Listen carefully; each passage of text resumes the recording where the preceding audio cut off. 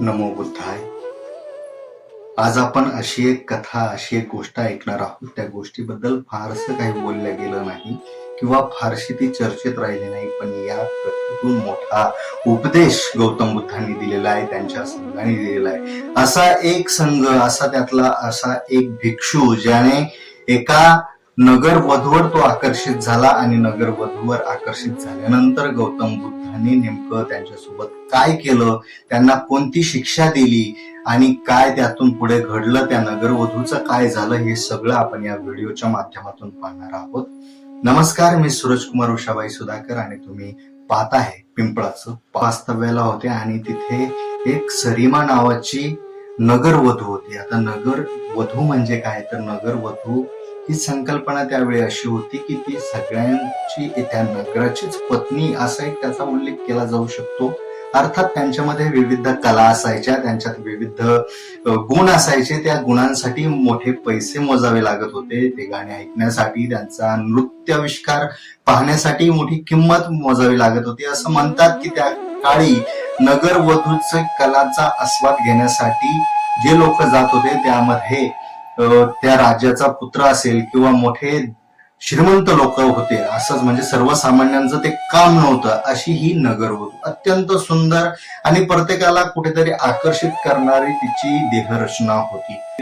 काय करायची, भिक्खूला बोलवायची, भिक्खू संघाला बोलवायची, त्यांना अन्नदान करायची आणि अन्नदान करून त्यांना निरोप द्यायची. हा सगळा दिनचर्या चालूच होती. ही सगळी दिनचर्या चालूच असताना एक दिवस भोजन घेतल्यानंतर काही भिक्षू परत आपल्या निवासस्थानी आले आणि त्यांची चर्चा झाली की ही अत्यंत देखणी नगरवधू आहे आणि तिला काहीच अहंकार नाही, कोणत्याही गोष्टीचा तिला अहम भाव नाही.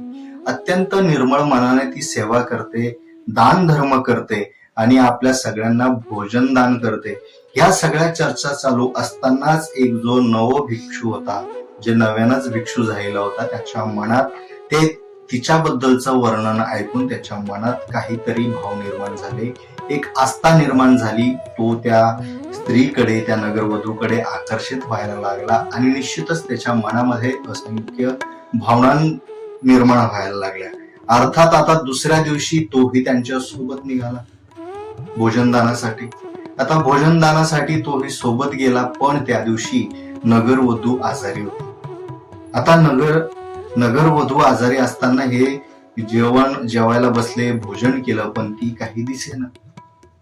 तरीही नगरवधू बुद्ध धर्माच्या आस्थेला मानत होती की ती त्या प्रसंगातही, आजारपणातही त्यांना दर्शन घेण्याची इच्छा झाली आणि ती शेवटी पुढे आली. पण ती आजारी असतानाही अत्यंत सुंदर दिसत होती.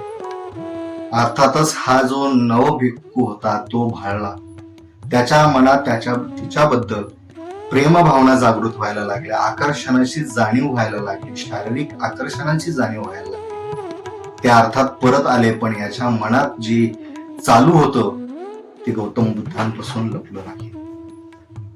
गौतम बुद्धांनी सगळं ओळखलं. याच्या मनामध्ये काय चालू आहे, याच्या मनात कोणत्या दुःख घर करून बसणारे, कोणती लालसा याच्या मनात निर्माण झाली. पण बुद्ध त्यावेळी त्याला काहीच बोलले नाही.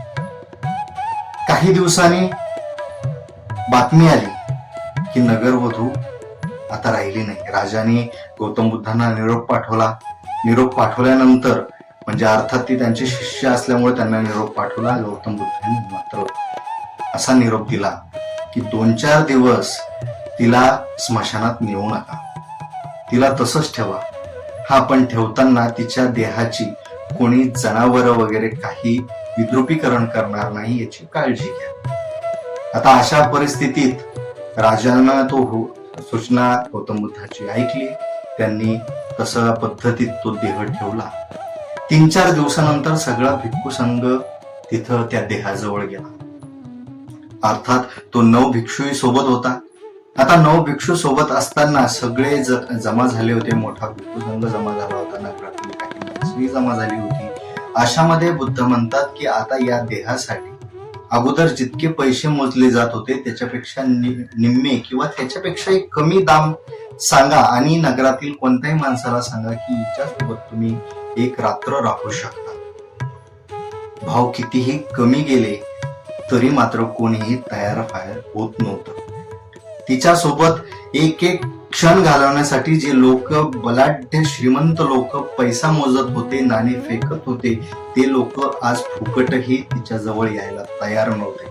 तिचं अंग 3-4 दिवसानंतर पूर्ण सुजलेलं होतं. आता अशा परिस्थितीत त्या देहाजवळ येणार होती. तेव्हा त्या सगळ्या गोष्टीतून एकमतीत अर्थ निघाला आणि तेव्हा बुद्धांनी सांगितलं की शरीर हे नश्वर आहेच, पण शरीर याची माती होतेच. सौंदर्य हे अंतिम सत्य नाहीये. या जीवनातली प्रत्येक गोष्ट कधी ना कधी संपणार आहे, पण त्या संपणाऱ्या गोष्टीसाठी आपल्या मनात ज्या भावना निर्माण होतात, त्या लालसा निर्माण होतात, त्या मात्र सदैव आपण मरेपर्यंत आपल्या सोबत राहतात. अर्थात याच लालसेपोटी, याच अपेक्षेपोटी आपल्याला दुःखाला सामोरे जावं लागतं आणि हे दुःख कधीच मनातून बाहेर निघत नाही. त्यामुळे कोणत्याही गोष्टीची आसक्ती करण्यासाठी किंवा करण्या अगोदर आपल्या मनाला एकदा विचारलं पाहिजे की ही गोष्ट खरोखर चिरंतन राहणार आहे का? माझी भावना याबद्दलची चिरंतन राहणार आहे का? कारण ती भावना जर चिरंतन राहणार असती तर 3-4 दिवसाचा जो मृत्यूदेह पडलेला होता तेव्हाही तिच्याबद्दल तीच आसक्ती असली असती. पण अर्थात ती आसक्ती नंतर उरली नाही म्हणजे ती चिरंतन नाही. आपल्या भावना, लालसा, अपेक्षा, मोह हे सगळं क्षणिक आहे. बुद्धांनी सांगितलेलं हे तत्वज्ञान त्या नवभिक्खूला कळालं आणि त्याचं जीवन समृद्ध झालं. आता ही कथा आपल्यापर्यंत आलीये. अर्थातच ही कथा आपल्या जीवनालाही समृद्ध करू शकते, म्हणून ह्या कथेचा सार आपण लक्षात घेतला पाहिजे आणि बुद्धाजवळ